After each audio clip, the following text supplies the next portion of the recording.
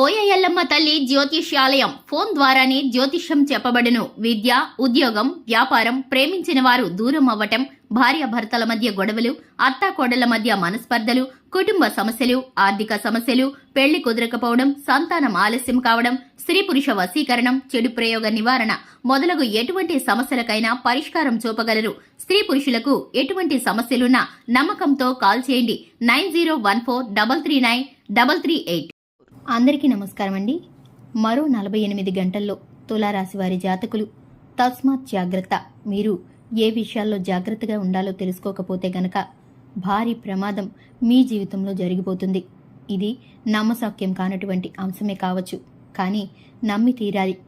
జ్యోతిష పండితులు ఈ విధంగా మిమ్మల్ని హెచ్చరిస్తున్నారు. వీడియో చూడకపోతే చాలానే నష్టపోతుంది. మరో 48 గంటల్లో ఈ రాశి వారికి అస్సలు ఏం జరగబోతుందో, ఎటువంటి ఇబ్బందులు మీరు ఎదుర్కోబోతున్నారో తదితరమైన పూర్తి వివరాలు, అందులోన ఎవరి వలన మీకు ఇలా జరగబోతుందో పెద్ద శిక్షనే మీరు అనుభవించబోతున్నారు. అన్నీ కూడా మనం ఈ వీడియోలో సంపూర్ణంగా సవివరంగా తెలుసుకునే ప్రయత్నం చేద్దాం. అంతకంటే ముందు ఫ్రెండ్స్, వీడియోని పూర్తిగా చూడండి.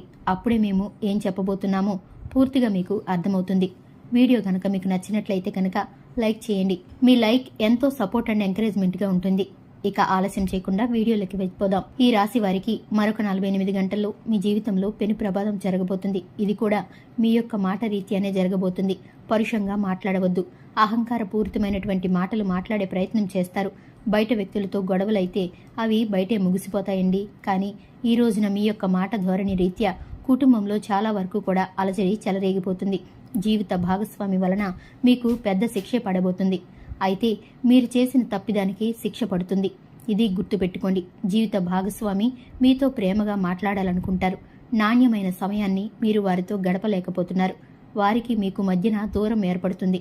అయినా కూడా మీరు పట్టించుకునే ప్రయత్నం చేయడం లేదు. మీ వైపు నుంచి పని ఒత్తిడితో ఉండవచ్చు.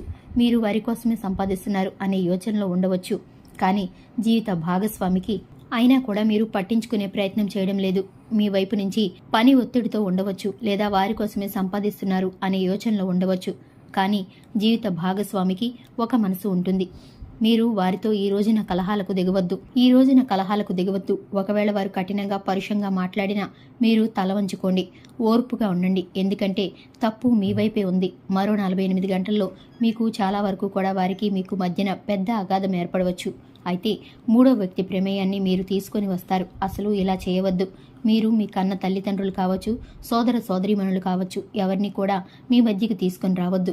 మీకు ఏదైనా ఇబ్బంది ఉంటే వారితో కూర్చొని ఓర్పుగా నేరుగా మాట్లాడండి. వారికి ఉన్నటువంటి ఇబ్బంది తెలుసుకోండి. వారు ఒక మనిషే కదండి, మనసు ఉంటుంది. మీరు చెప్పినట్లు వారు వినాలి అనే ప్రయత్నం చేయొద్దు. మీకు ఎక్కువగా నాయకత్వ లక్షణాలు ఉంటాయి. మీ మాటే అందరూ వినాలి అనే భావన ఎక్కువగా ఉంటుంది. ఇది తప్పిదమని తెలుసుకోండి. ఈ రోజున మాత్రం జీవిత భాగస్వామికి మీకు మధ్యన మూడవ వ్యక్తి ప్రమేయాన్ని మీరు గనక అభినందిస్తే గనక ఖచ్చితంగా మీ జీవితంలో ఇది మీరు చేసుకున్న చేతులారా తప్పు అవుతుంది. వారికి మీకు మధ్యన ఉన్న సంబంధం విచ్ఛిన్నమైపోతుంది.